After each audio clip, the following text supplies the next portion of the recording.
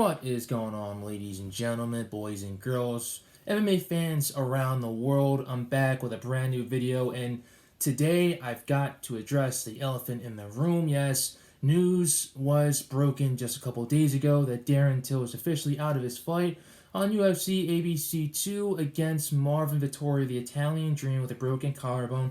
So he is a no-go for next week. The beautiful thing about this is that there is no fight week for this week. The fight isn't happening this Saturday, but it will be happening next Saturday, which gives the UFC enough time to find a replacement. Now, there is a guy in the middleweight division. Well, there are two guys that could possibly fight Darren Till.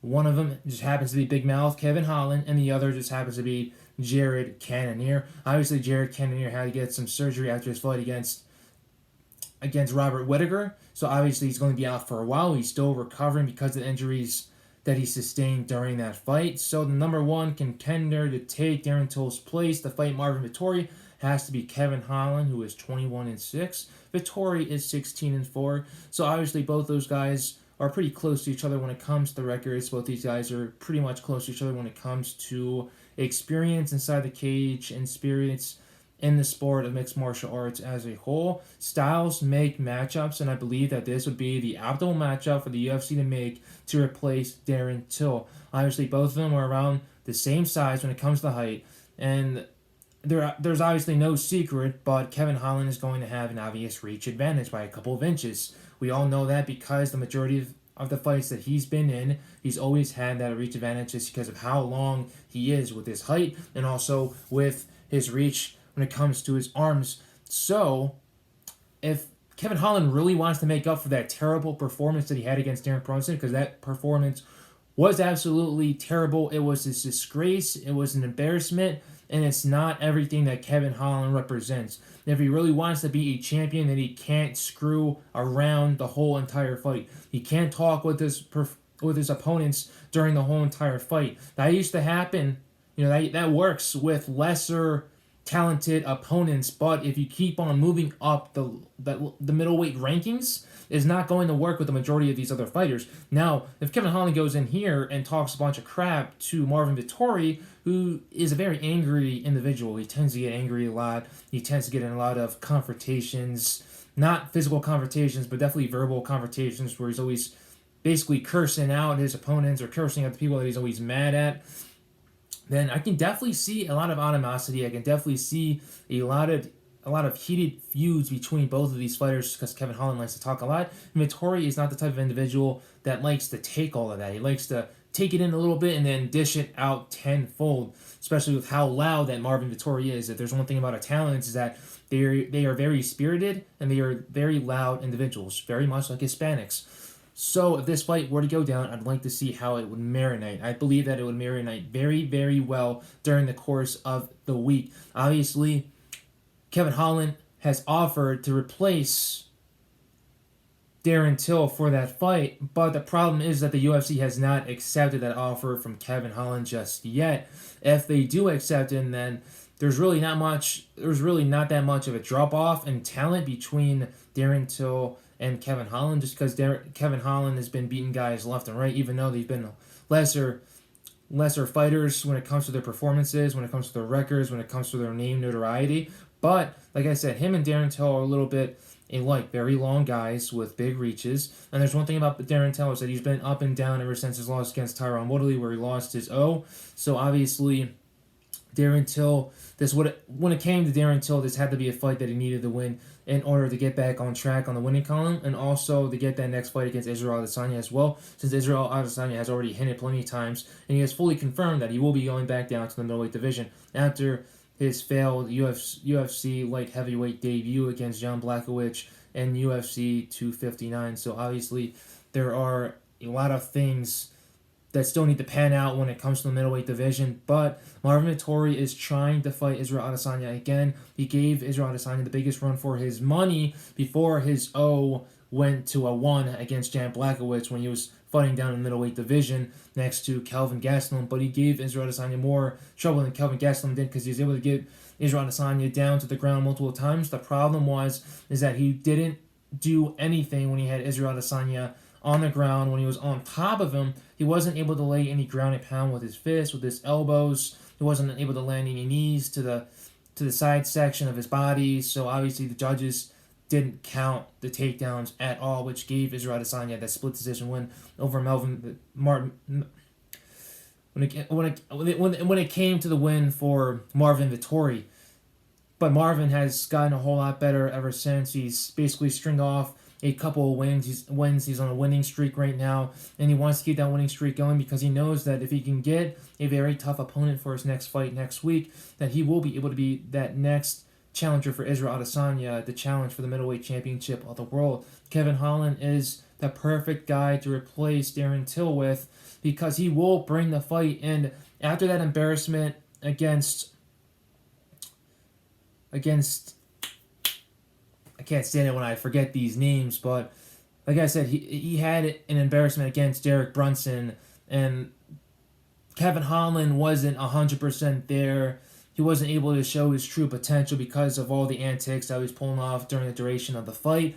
If Kevin Holland were to go into this fight, if this fight were to become official before the end of this week, and if it were to officially going down next Saturday on ABC, nationally televised, and I know that Kevin Holland would go in there 100% focused in, lasered in, and he's going to try to go in there for the finish. I can't see this fight going the full 5 rounds if you ask me. Both these guys have good conditioning. Both these guys can go the full 5 rounds. Both these guys are always trying to go for the finish. And if I'm Marvin Vettori, you go for the takedown no matter what against Kevin Holland because you know how. You would just have to go and look at the fight from a couple weeks ago, from last week, and check out all the success that Derek Brunson had with the takedowns, with the wrestling. There's one thing about Kevin Holland: if you can get him on the ground, then you can be able to finish him. The same thing happened a couple of fights ago with Allen, I believe his name was Jared Allen. Jared Allen was able to get Kevin Holland to the ground. He was able to submit him.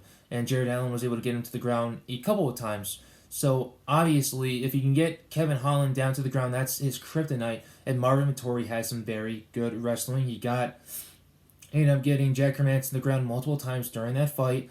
And he can also stand and bang at the same time. But when it comes to the work on the feet, you obviously have to give that to Big Mouth because of his long reach, because of how he mixes everything up. He can go for the head kick, he can go for the spinning wheel kicks, he can go for the flying knees, he can go for the front kicks, the back kicks, the side kicks, you name it.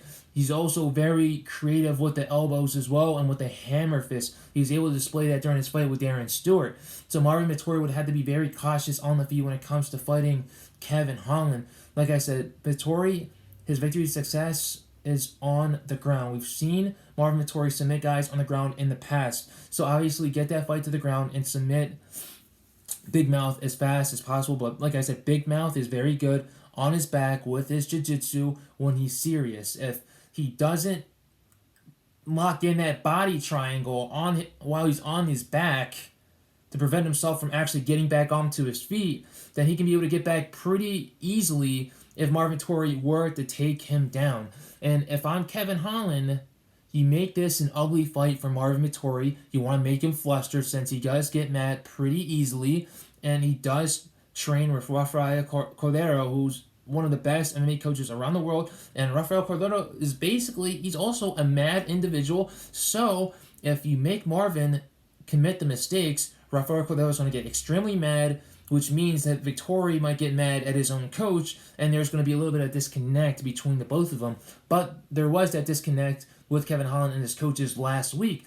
Kevin Holland's coaches were urging him to take everything serious, to finish Derek Brunson because he had hurt him several times during that fight, but Kevin Holland did not want to listen to his coaches. That is the problem. You got to listen to the coaches. You got to listen to the game plan. You got to be all in because if you're not going to win your fight. You're going to add another number to your loss column, and it's just going to set you back another fight. But this is the opportunity that Kevin Holland needed to break in to that top 4, to that top 5 of the middleweight rankings in the UFC middleweight division. If he gets this fight, if the UFC can grant it to him, because this would be a present after that horrendous performance last week. He needs to go for the kill. He needs to win this fight so he can be in the top 5 and be one more win away for fighting for the UFC middleweight championship of the world. Obviously, Kevin Holland has already hinted many times that he wants to go down to the UFC welterweight division. He wants to fight some of the top dogs down there.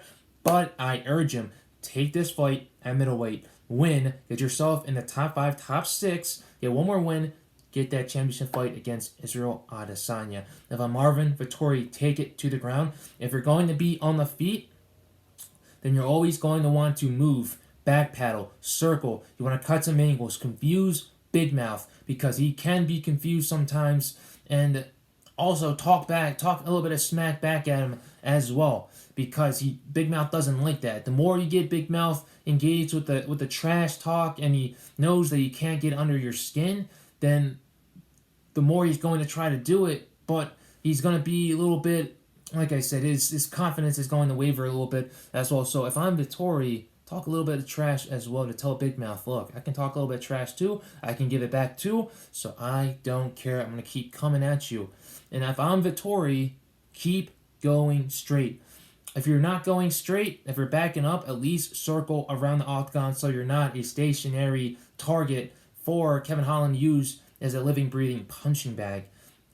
As we all know about Marvin Vettori, he can take damage. He did take a good amount of damage against Jack Hermansson on the feet.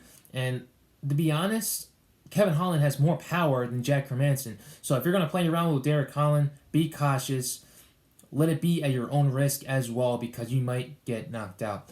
But if you ask me who I think will win this fight, I think Kevin Holland will win this fight. I think he's going to surprise the whole entire world. He comes back here a little bit more serious after his coaches most likely gave him a very serious talk after that last fight against Derek Brunson. Shocks the world and basically goes from the number 10. I believe he was ranked number 10 going into the fight against Derek Brunson. He might be ranked number 11 or 10, or he might even be ranked number 12 at this rate. And basically jump the rankings, basically leapfrog all these other killers in the middleweight division, and basically put himself in that top 6. That would be amazing for him. That would be amazing for the sport. And also Dana White as well, because you can promote Kevin Holland. The guy likes to talk, he likes to make jokes, he loves to entertain. Marvin Vettori, he needs this win in order to get the next crack at the UFC middleweight title of the world. So obviously, I'm going in with Big Mouth. I think he gets the upset if this fight goes down, because we do not know if it's going to be official or not.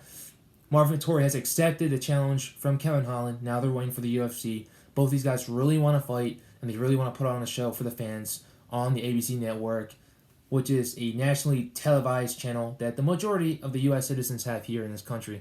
So I appreciate you guys for watching this video. If you guys think I'm wrong, comment down in the comment section what you guys think about this fight. If it goes down, if it doesn't go down, who do you think gets the win? Who do you think loses? Who do you think moves forward? Who do you think moves backward? If this fight doesn't go down, who would you like Marvin Vettori to face next week? Later, guys.